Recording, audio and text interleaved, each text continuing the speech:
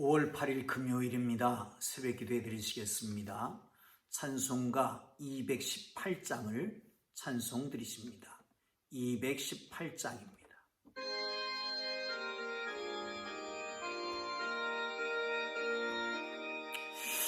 내 맘과 정성을 다하여서 주 너의 하나님을 사랑하라.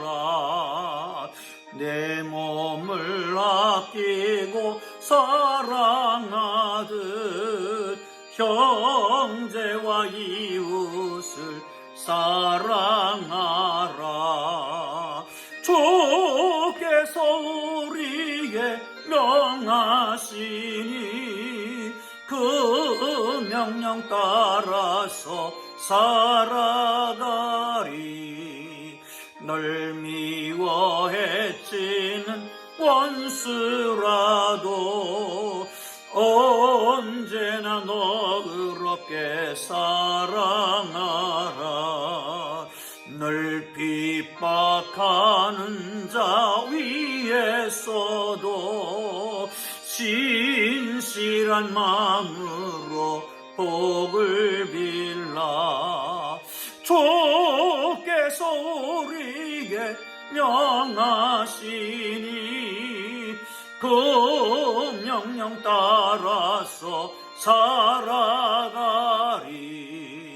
나 항상 주님을 멀리하고 형제를 사랑하지 못하였다. 이러한 죄인을 사랑하사 주께서 몸버려 죽으셨다. 속죄의 큰 사랑 받으니 내 생명 다 바쳐 충성하리. 아멘.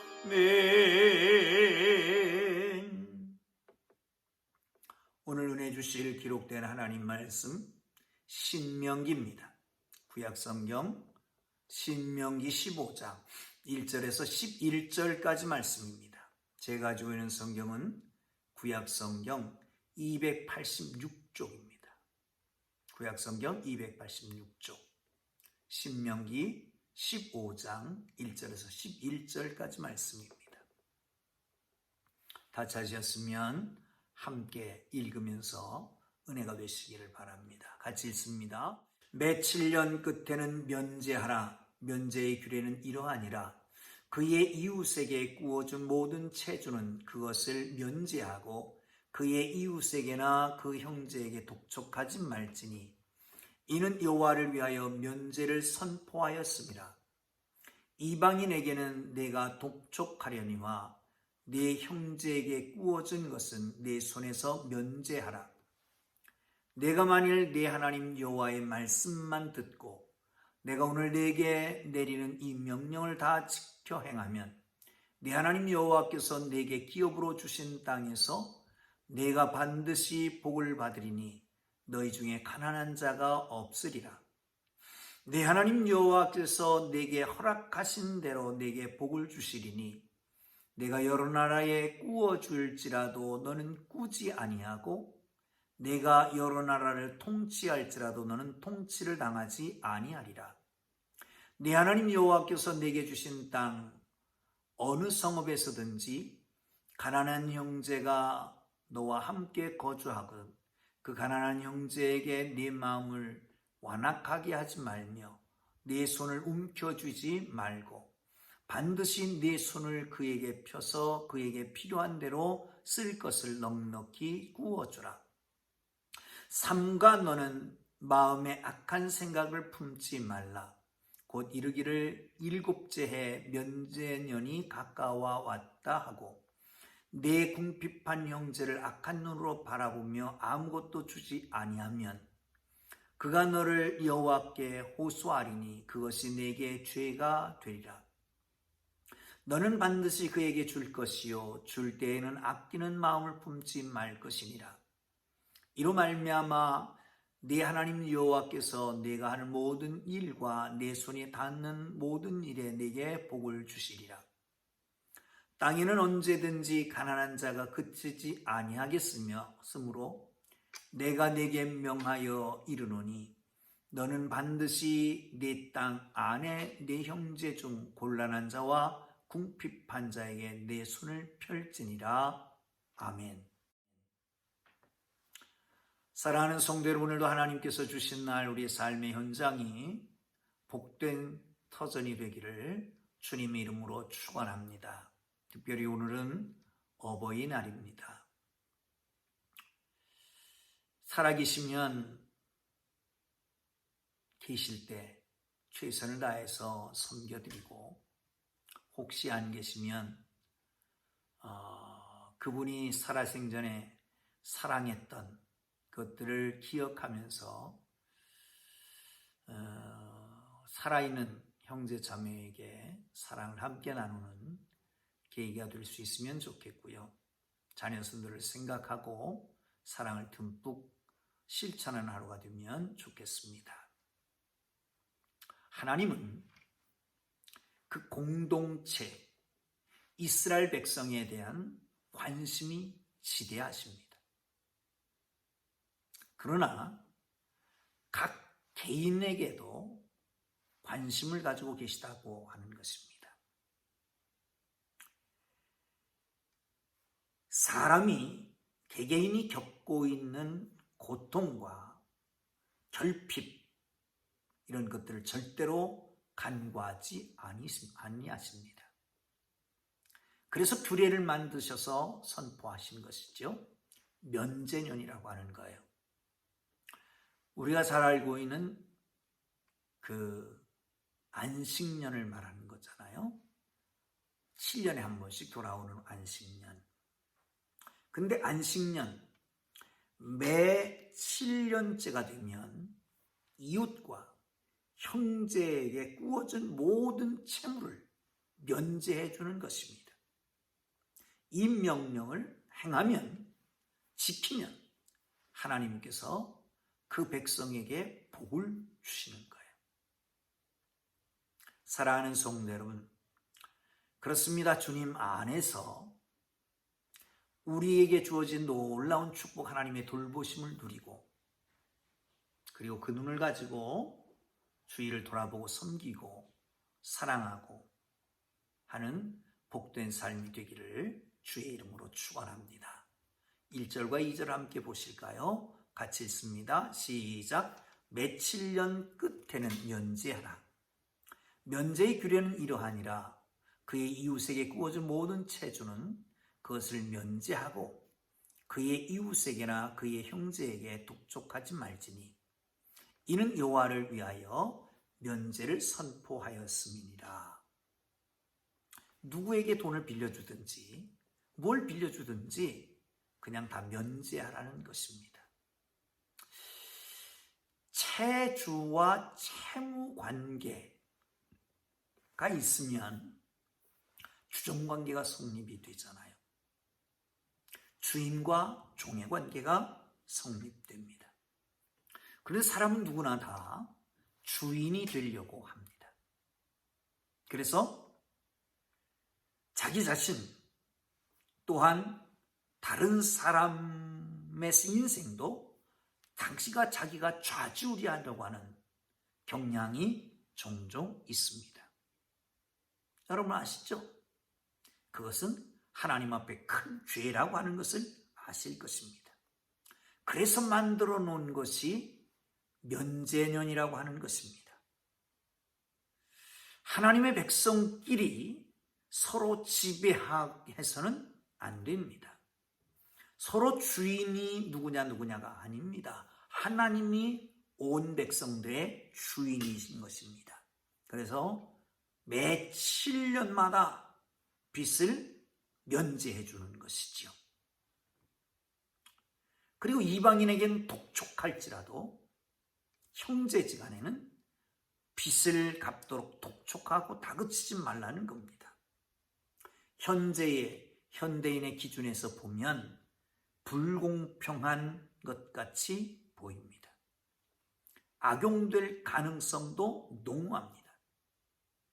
그러나 규례는 하나님의 백성끼리 지키는 것입니다. 여러분, 하나님의 백성이라 함은 하나님께서 내게 주신 것, 내가 가지고 있는 거예요. 내게 주신 것도 네가 가지고 있는 것입니다. 다 하나님의 것입니다. 다 하나님의 것인데 내게 주신 것이 있고 내게 주신 것이 있다라고 하는 것입니다.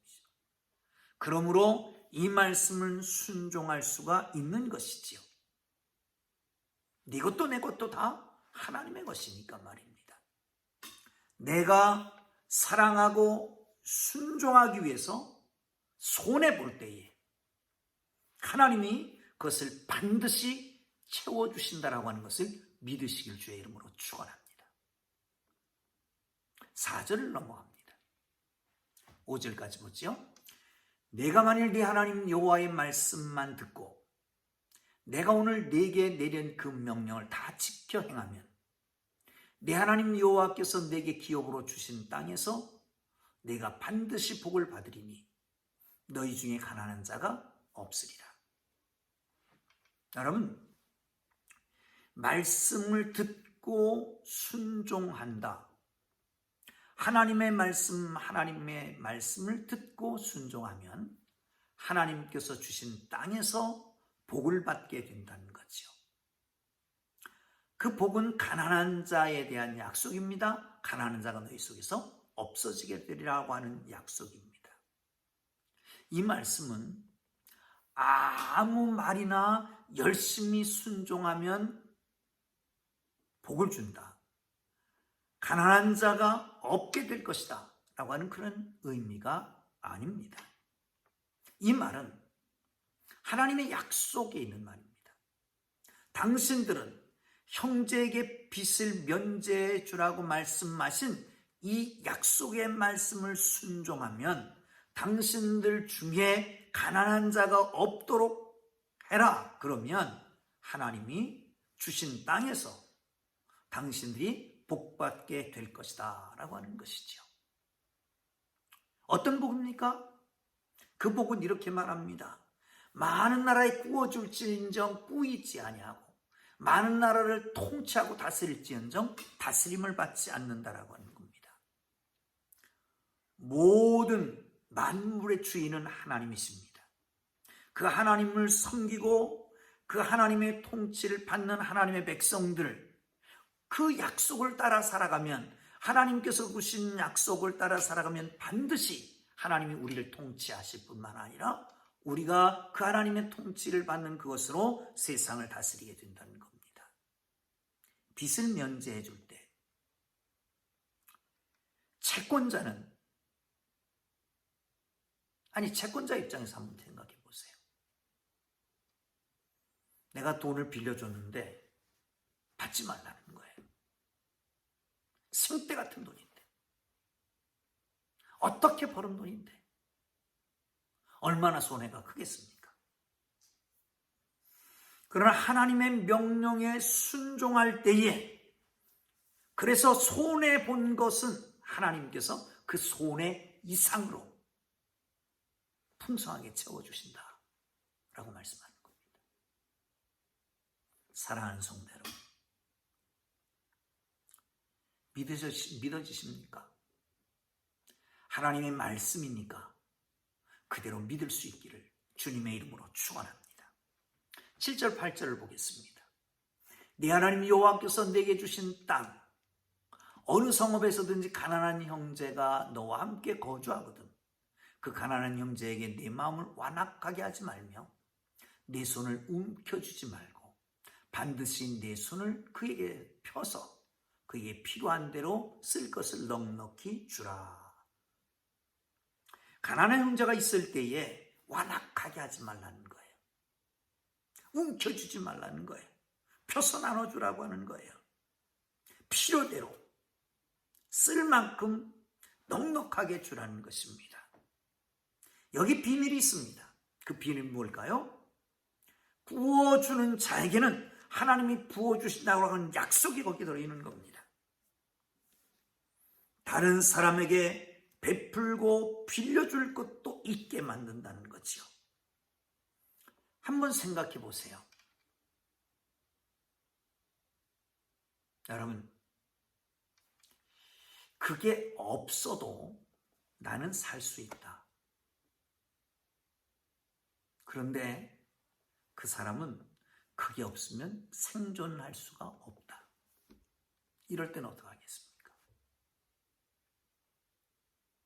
나는 그것 없어도 살 수 있는데 저 사람은 그거 없으면 생존할 수가 없어.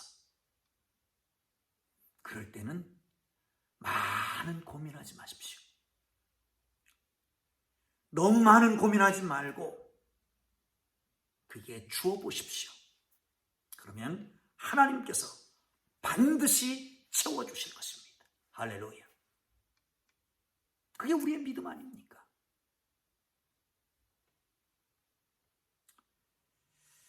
이 말씀을 지키고 그것이 싫어서 악한 생각을 품고 7년이 가까워오면 독촉해서 그것을 받는다든지 구워주지 않는다든지 그렇게 할 때에는 이 규례를 따라서 하나님 앞에 호소하게 되면 하나님께서 그를 죄 있다라고 인정한다는 것입니다. 세상 사람들은 사람을 돈으로 봅니다. 아니, 돈보다 못한 도구로 볼 수도 있습니다. 그렇게 사람을 물건 취급하면 그것을 가리켜서 비인격적인 관계, 비인간화 이런 말들을 사용합니다. 물질보다 사람을, 돈보다 생명을 중요하게 생각하는 풍조가 있어야 됩니다. 아니, 그리스도인들은, 예수 믿는 사람들, 하나님의 사람들은, 하나님의 기업이요 하나님의 자녀인 우리들은 하나님의 거룩한 뜻을 따라서 물질보다 사람을, 돈보다 생명을 더 중요하게 생각하는 이런 기준이 변치 않는 하나님의 인격적인 우리의 사랑을 누리며 그 인격적인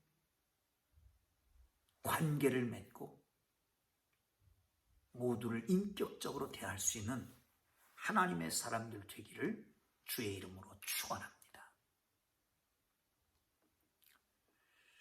마지막 절 11절을 보겠습니다.